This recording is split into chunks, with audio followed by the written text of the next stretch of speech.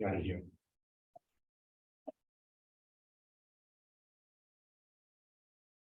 We find that heaven, so to speak, made a covenant with the human race as represented by the rainbow, that heaven would not destroy the world. As Briti Nosati Bonam, I made my covenant through this cloud, the fact that water is a prism, bends the light into the shape of a rainbow. That's my commitment that the world will not be destroyed. So that is a one-sided commitment. It didn't say, I won't destroy the world if the world behaves. That it didn't say that. It just said that I won't do it again. And that commitment is binding. We see that in spite of all of the negative things that have occurred in human history, and that it continue to occur, nature still functions. Didn't quit on us. Didn't say you're not deserving anymore. So we don't have a marble that occurs again to destroy l'shaches kol boso, to destroy everything that's alive. So that's a one-sided commitment. Heaven made the commitment. It's unconditional. Human beings never said anything about it. And naturally, there is an implicit idea that if you have such a commitment from heaven, that you're going to try and behave yourself. But it's not something that is, so to speak, spoken out, committed, etc. Then you have a commitment called a Brit, which is that of Avraham Avinu, which is the right of Milah.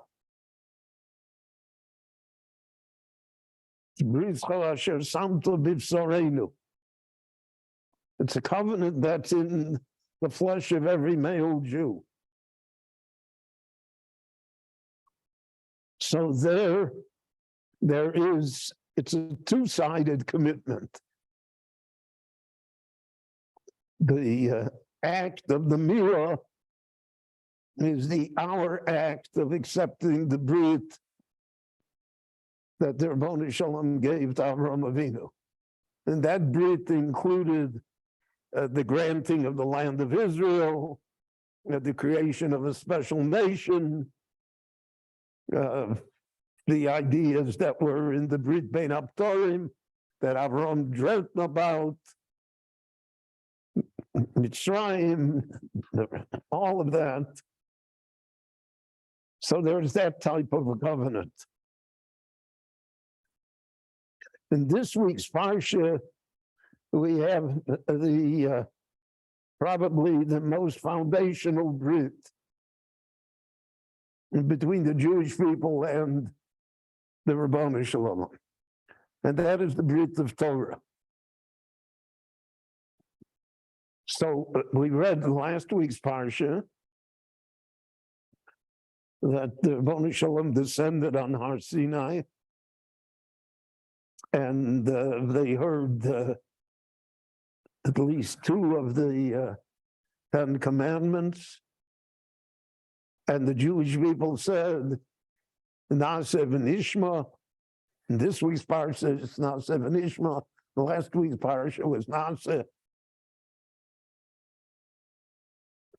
So the Jewish people committed themselves to Torah. Oh, Hashem, everything that God said, Na'aseh v'nishma, we will do, we will study. We agree to be the Am HaNivchar, the Mamlechas Kohanim, the Goy Kadosh, everything that's implicit in that. And it's with the understanding that it's not going to be an easy ride.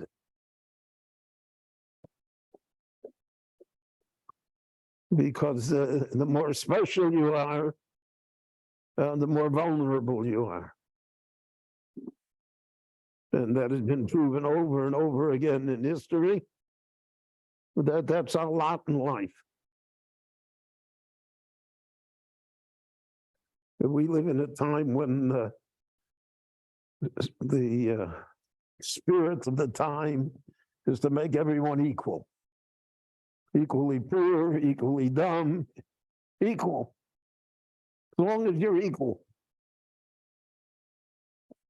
But all of human history shows us that the progress in civilization is made by not being equal, by being special, by being creative, by being out of the box, by not being like your neighbor. So that grates on our ears, I know, because we don't like to hear that. Nobody in the classroom likes the smartest student in the classroom, the one that gets the highest marks, etc. We want everybody to be on the curve. Everybody should get 70. Good enough. But if everybody gets 70, the world doesn't go anywhere. So there has to be an inequality built in. That's the idea of the Am HaNivchar. The Rebbeinu Shalom built into society that not everybody is equal. Now, it's possible that everyone can have equal opportunity, even though that's also a goal that's never been achieved. I mean, if you're born in, in Zimbabwe, in the middle of an African tribe, it's unlikely that you're going to be an atomic physicist or that you're going to be a hedge fund manager or that you're going to own property. So we're born unequal because it depends upon so many circumstances that are not within our power to control. So how heaven balances that, that's none of my business. What about the poor guy in Zimbabwe? How is he judged? What about his soul? He never heard of Rabbi Wein, so how can he know anything? So that's heaven's problem. But the reality of how we deal with things is that it's unequal. And therefore, the inequality begins at Har Sinai. The Rebbeinu Shalom said, I'm going to make you unequal. I always mention the quip that Shlomo Carlebach used to say. I heard it from him a number of times. He said he would go on college campuses and he would ask a student, well, what are you? And the student would answer, I'm a Muslim, I'm a Roman Catholic, I'm a Protestant. If the student answered, I'm a human being, he said, I knew that was a Jew. Because that's what we would like it to be. But in the reality of the world, that's not the way it is. So the Rebbeinu Shalom told us, the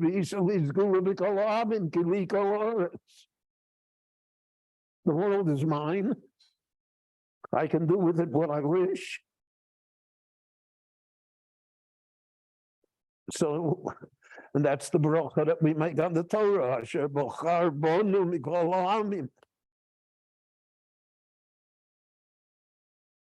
That somehow there's a chosen people. Somehow in the billions of human beings, there is this built-in inequality.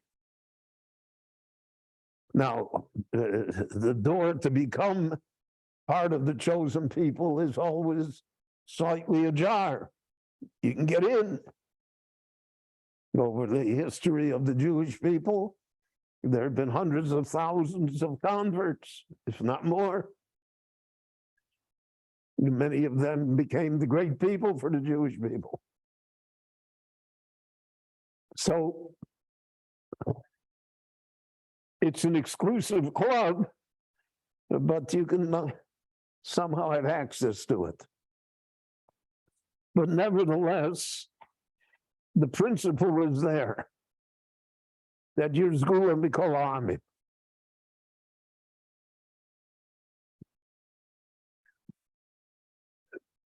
And the Ravonu Shalom then phrases it, Ve'atem tiyu li mamlechas kohanim v'goy kadosh. Being the chosen people means that you will be a kingdom of Kohanim. A Kohen is someone that serves God and man. Opinions in the Gemara, whether the Kohanim are Shluchei Rachmana or Shluchei Dedan, are they our agents? Are they the agents of heaven? Well, most of the Meforshim say that they're both. Technically, in halacha, we have to make a decision, but in thought, they serve God and man. So you're going to be that type of a kingdom. Kadosh, and you'll be a dedicated people. Kadosh we usually translate as holy, but that's a little off. Kadosh really means dedicated to a certain principle here. And that's what you'll be. And it is to that the Jewish people responded, Hashem, okay, we agree. There's a famous idea that Ksav Sofer says in this week's Parsha, in last week's Parsha, really. Ksav Sofer was the son of the Chatam Sofer, Avram Binyamin Sofer, Schreiber. He was a great darshan. He had a wonderful sefer of Drush and Perushim. And he was the Rav in Bratislava and Pressburg. So he said as follows. Rashi says on the Mamlechas Kohani v'Goy Kadosh, so then Rashi says, Lo pachot v'lo yoter. Don't tell them anything more, don't tell them anything less. So he says, why does Rashi insert that here? We know that's a din in all the psukim in the Torah. You cannot say less than what the Pasuk says, and you cannot say more than what the Pasuk says. You have to be exact. So his Jewish here is, whether or not that's the pshat makes no difference. But the idea is an exalted idea. So he says the covenant was one-sided, not two-sided. We think that Nasiv and Ishma means that we make the covenant because we said Nasiv and Ishma. What if we would have said nothing? What if we said, we'd like to research it? We'll have a convention of experts that'll decide whether it's good for us or not.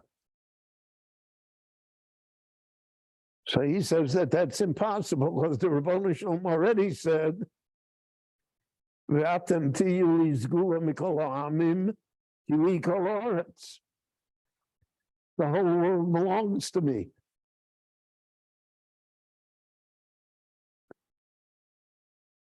So he says as follows: Zgula mikol ha'amim is not dependent upon us. No matter what the Jewish people do, they remain the Jewish people.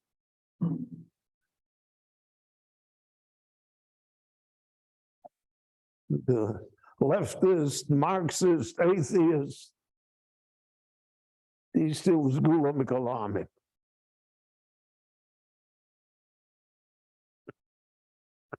But if you want to have a choice, so it should be lo pochos v'lo yoser. You will never be less than Sgula Mikol Ha'amim. You can never be more than Mamlechas Kohanim and Goy Kadosh. Those are the parameters of Jewish existence. The minimum is that you remain special. The maximum is you do something with it. You're a priest. You serve God and man. You're a dedicated people. That's what you can do. But as far as Gula Mikol Ha'amim, that's all. The Rabbanu Shalom already decided that for you. That's because of the Avot. That's because of Yitzias Mitzrayim. It's because of whatever because.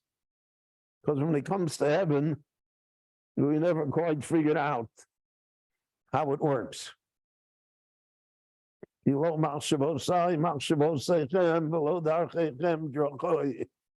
Navi Yeshayahu says, it's beyond us.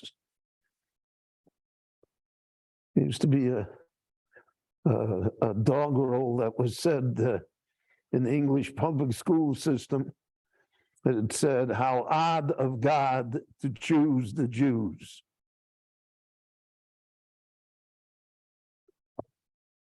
So there's truth in that. There's truth in that. But nevertheless, we remain the Am HaNivchar. But in this week's Parsha, we enter into it, into the covenant, by doing something. Last week, all we did was, you said we're going to do it. Now, Seven Ishmael, I'm going to sell you the house. I'm going to buy the house.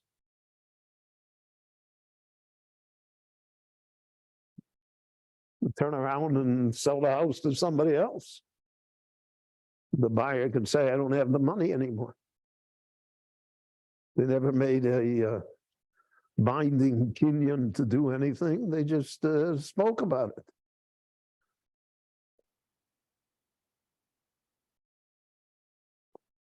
Famous bad joke, which unfortunately, like all bad jokes, are true, is true,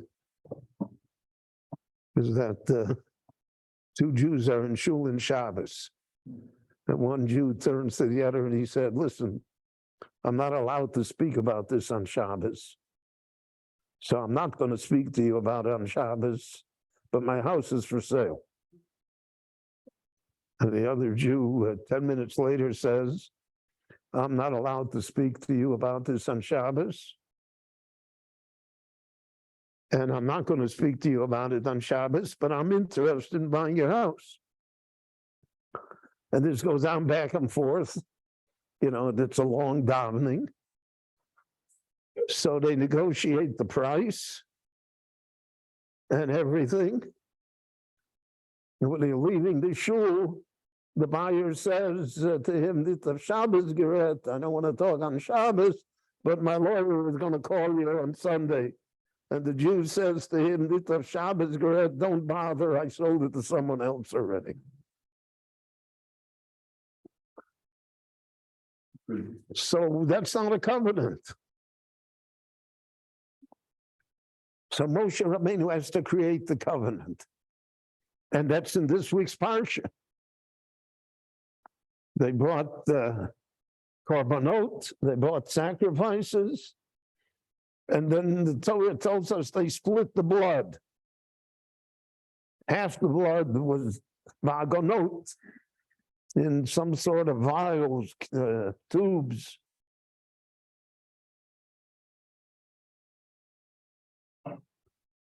Half the blood, and the Gemara darshans that half the blood meant half the blood. Exact. Something which a human being cannot achieve. So you have always, in all matters regarding the Jews, you always have a touch of the miraculous that has to be present. And what happened with the blood? So half the blood went on the Mizbeach, went on the altar.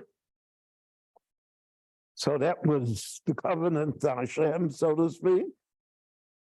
And the other half Moshe sprinkled over the Jewish people. So again, that's miraculous. You're talking about hundreds of thousands, millions of people. How much blood was there?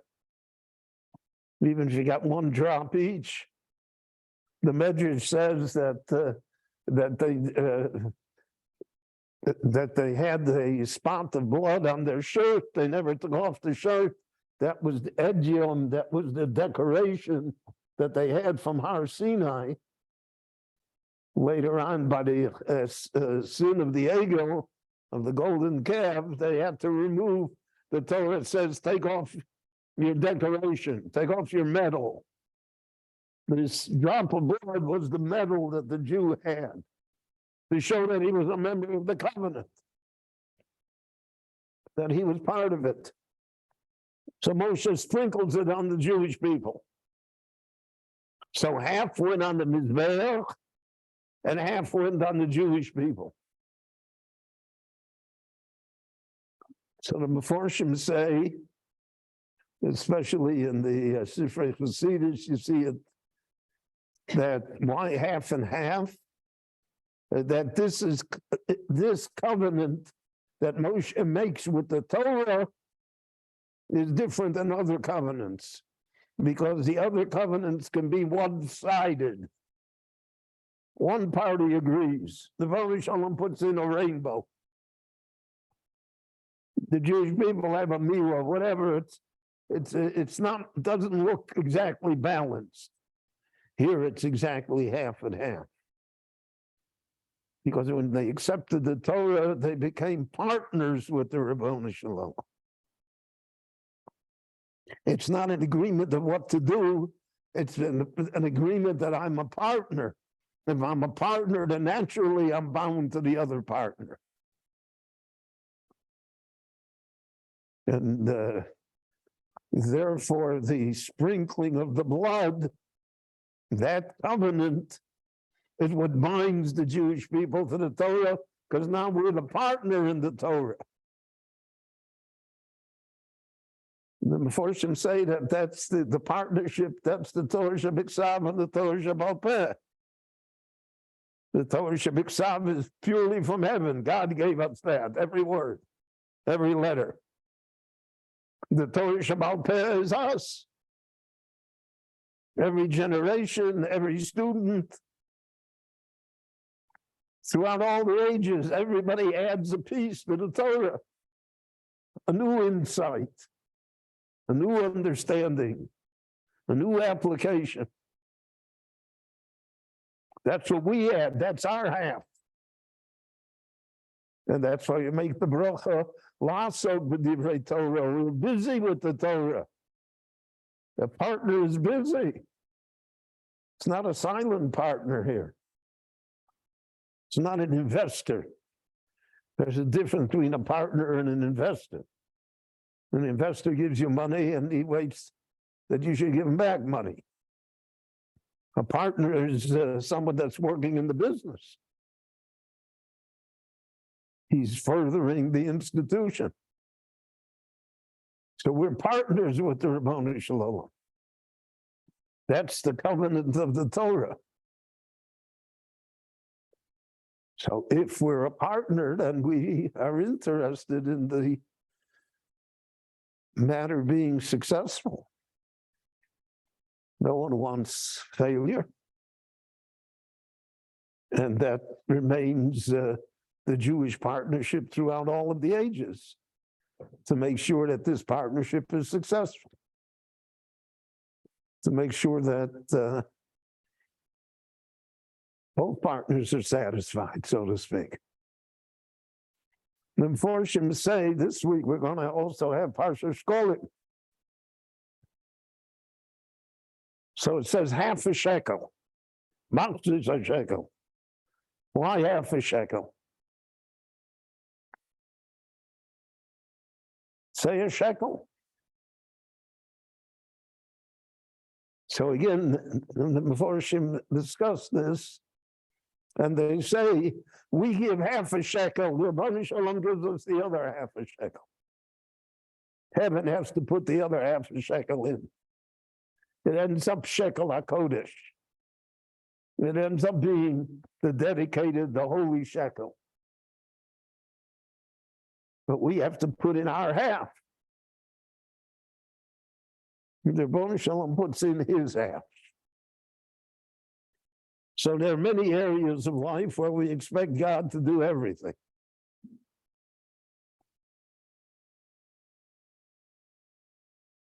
People say, when you can't do anything, so you say God will help. And he certainly will. But that's not how life works. God will put in his half, but you have to put in your half. You have to somehow do something. Can't just sit back and relax and rely.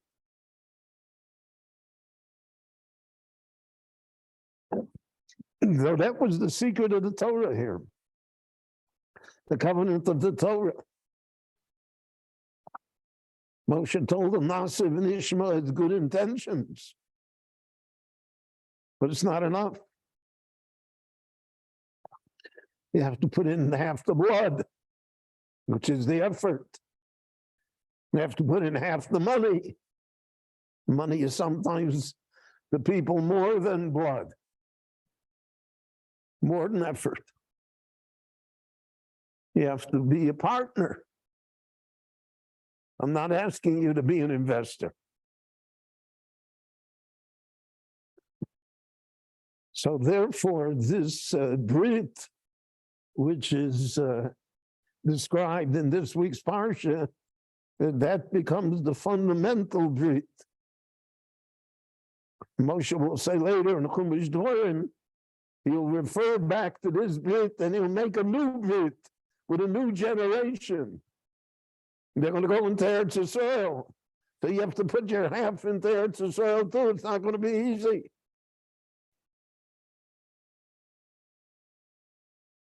There are 7 nations waiting to destroy you.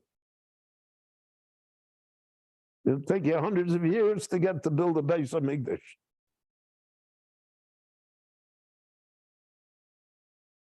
So that's the covenant. And so we're a covenantal people. And that's really what makes us unequal. That's really what differentiates us. On both ends, from heaven and from us.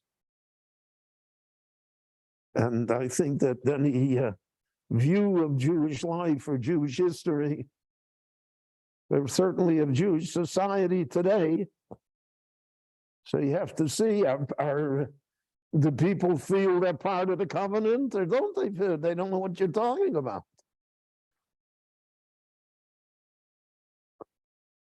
One final story.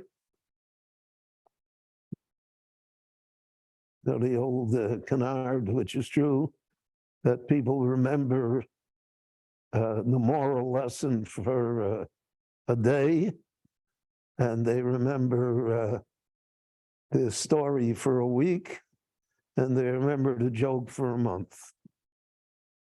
So I ran out of jokes, but the story is,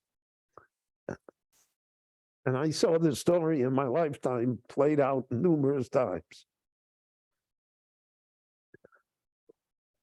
Poor man comes to a rich man, and he says to him, I once helped your father. And he tells him the story. The story that I knew from Miami Beach is that he said we were both veterans in World War I. It's a true story. The gabbai in our shul was placed on the pile of the dead for burial.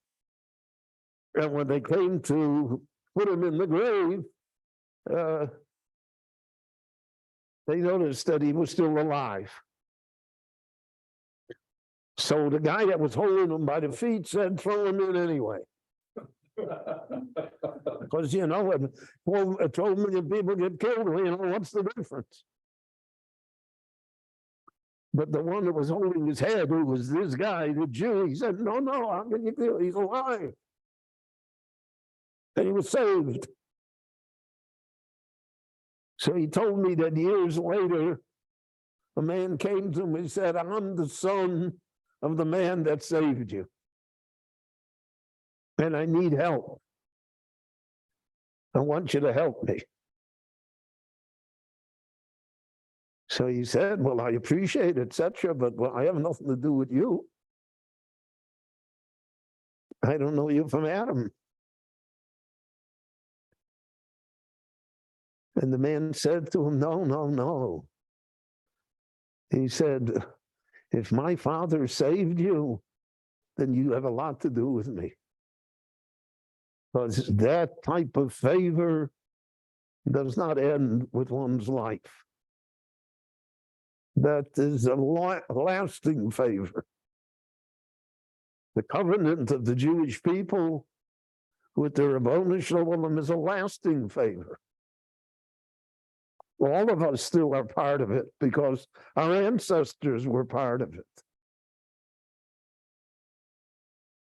The Rabboni Shalom can say, I did a favor with your grandfather. And the grandfather can say, I did a favor too. So I want you to continue my heritage. And that sense of the covenant is what governs the Jewish people and Jewish life. And that's why we find it in this week's Parsha to occupy such an important part. Shabbat Shalom, everyone. Thank you for coming. Stay well. There